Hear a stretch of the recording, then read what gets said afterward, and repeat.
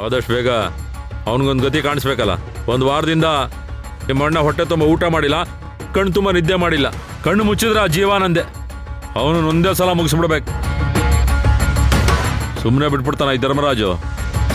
ಅಣ್ಣ, ನಮ್ಮ ತಾರಿಗೂ ಜೀವನಂದನಿಗೆ ಏನಾದರೂ ಸಂಬಂಧ ಇದೆಯಾ? ಒಂದು ವೇಳೆ ಈ ಮುದುಕಿನ ಅವನ ಹತ್ರ ಎಲ್ಲ ವಿಷಯನೂ ಹೋಗಿ ಹೇಳಿದಾಳ, ಹೇಳ್ದೇನೆ ಅವನಿಗೆ ಹೇಗೆ ಗೊತ್ತಾಗೋದಕ್ಕೆ ಸಾಧ್ಯ? ಅಥವಾ ಬೇರೆ ಕಡೆಯಿಂದ ಏನಾದರೂ ನಮ್ಗೆ ಸಂಬಂಧನ?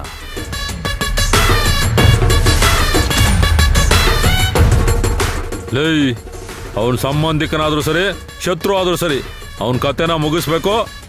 ಮುಗಿಸ್ತೀನಷ್ಟೇ.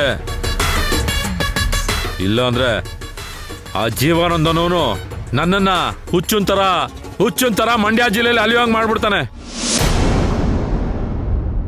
ಅವನು ಚೆನ್ನಾಗಿದ್ರೆ ನಮ್ಮಿಂದ ಚೆನ್ನಾಗಿರೋದಕ್ಕಾಗೋದಿಲ್ಲಪ್ಪ. ಅದಕ್ಕೆ ನಾನು ಈ ತೀರ್ಮಾನ ಮಾಡಿರೋದು. ಇನ್ನೊಂದು 2 ದಿವಸದಲ್ಲಿ ಗುಂಡಿನ ಸದ್ದು ನನ್ನ ಕಿವಿಗೆ ಬೀಳಬೇಕು ಅಷ್ಟೇ. ಜೀವಾನಂದ, ಬರ್ತೀನಿ ಕಣ, ಬರ್ತೀನಿ.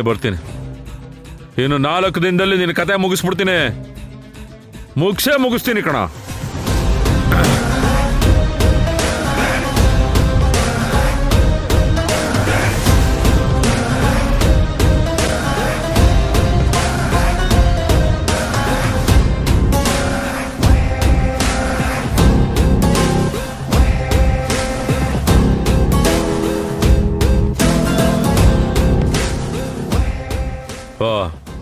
ಬಂದೇ ಬಿಟ್ರಲ್ಲ.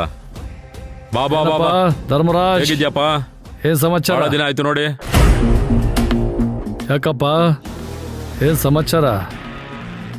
ನಾನು ಚೆನ್ನಾಗಿದ್ದೀನಿ. ನೀನ್ ಹೇಗಿದ್ಯಾ? ಬಹಳ ದಿವಸ ಆಯ್ತಲ್ಲ ನೋಡಿ. ನಾನ್ ಚೆನ್ನಾಗಿದ್ದೀನಿ. ಇದು ಬೇರೆ ಚಿಚ್ಚತ್ತೆ.